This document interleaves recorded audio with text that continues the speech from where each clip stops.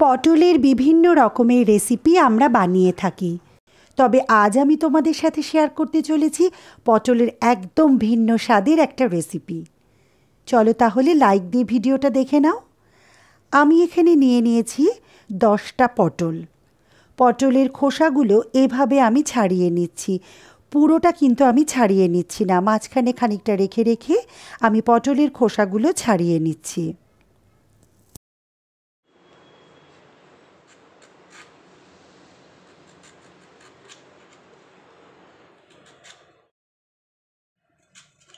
এভাবে সমস্ত পটলগুলির খোসা আমি ছাড়িয়ে নিলাম। এবার পটলগুলোর দুটো সাইড আমি ছুরির সাহায্যে কেটে নিচ্ছি এবং পটলগুলি মাঝ বরাবর আমি চিড়ে নেব। সম্পূর্ণরূপে কিন্তু কেটে ফেলবো না, দেখুন পটলগুলো কিন্তু গোটাই থাকবে, মাঝখান থেকে আমি চিড়ে নিচ্ছি। এভাবে সমস্ত পটলগুলি আমি মাঝখান থেকে চিড়ে নিলাম। এতে কি হবে, মশলাটা খুব সুন্দর পটলের মধ্যে ঢুকে যাবে। এবার একটা কড়া গরম করে এর মধ্যে দিয়ে দিলাম বেশ খানিকটা সর্ষের তেল। তেল গরম হলে এর মধ্যে আমি কাঁচা বাদাম ভেজে নিচ্ছি। এখানে এই ছোট বাটির 1 বাটি কাঁচা বাদাম তেলের মধ্যে দিয়ে দিলাম। বাদাম ভাজা হলে কিন্তু আপনারা বুঝতে পারবেন বাদামের খোসার কালারটা চেঞ্জ হয়ে যাবে। বাদাম ভাজা হয়ে গেছে, এবার একটা প্লেটের মধ্যে আমি তুলে নিচ্ছি।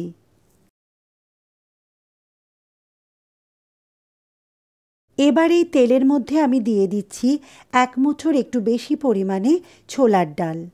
এবার এই ডালও আমি বেশ সোনালি রং করে তেলের মধ্যে ভেজে নিচ্ছি। তবে ডাল ভাজার আগে কিন্তু আমি ঘণ্টাখানিক জলের মধ্যে ভিজিয়ে রেখেছিলাম।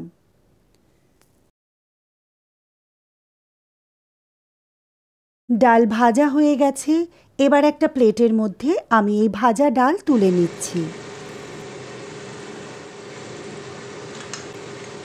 এবার পটলের মধ্যে দিয়ে দিচ্ছি অল্প পরিমাণে লবণ এবং হলুদ গুঁড়ো। ভালো করে পটলের গায়ে লবণ ও হলুদ আমি মাখিয়ে নিচ্ছি। লবণ ও হলুদ মাখানো হলে এই তেলের মধ্যে আমি পটলগুলো ভেজে নেব। দুটো ব্যাচে আমি পটলগুলো ভেজে নিচ্ছি। পটলের বিভিন্ন রকম নিরামিষ তরকারি আপনারা বানিয়ে থাকেন, তবে আমি কথা দিচ্ছি এটা সম্পূর্ণ নতুন একটু রেসিপি, যা আপনারা আগে কখনো কোথাও দেখেননি বা ট্রাই করেননি। তাই অনুরোধ থাকবে অবশ্যই এই রেসিপিটা ট্রাই করার জন্য। পটলগুলো সব ভাজা হয়ে গেলে কড়াতে যে তেলটা অবশিষ্ট রইল, এই তেলের মধ্যে এবার আমি ফোড়ন দিচ্ছি গোটা জিরে, কারি পাতা, 2টো কাঁচা লঙ্কা আর একটু ভেজানো ছোলার ডাল। মশলা থেকে যখন একটা সুন্দর গন্ধ বেরোনো শুরু হলো, তখন আমি এর মধ্যে অ্যাড করলাম 1.5 চামচ আদা বাটা এবং 1.5 চামচ জিরে বাটা। আদা ও জিরে ভালো করে তেলের সাথে এবার আমি সাঁতলে নিচ্ছি। মশলা তেলে সাঁতলানোর সময় আমি অ্যাড করব স্বাদমতো লবণ এবং হলুদ গুঁড়ো। মশলা সাঁতলানোর সময় মশলা যাতে পুড়ে না যায়, তাই এর মধ্যে অ্যাড করলাম খুব সামান্য পরিমাণে জল। এবার জল দিয়ে মশলা খুব ভালো করে আমি কষিয়ে নিচ্ছি।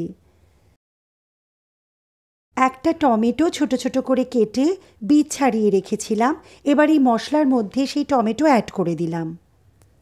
টমেটো দিয়ে আবারও আমি মশলা ভালো করে সাঁতলে নিচ্ছি, যতক্ষণ না পর্যন্ত টমেটো নরম হয়ে আসছে। এবার আমি ভেজে রাখা পটলগুলি এই মশলার মধ্যে দিয়ে দিলাম। ভালো করে মশলার সাথে পটল এবার আমি কষিয়ে নেব, যতক্ষণ না পর্যন্ত তেল রিলিজ করছে। দেখতেই পাচ্ছেন যে মশলা থেকে বেশ তেল রিলিজ করেছে। এবার আমি অ্যাড করছি 1 কাপ পরিমাণ জল।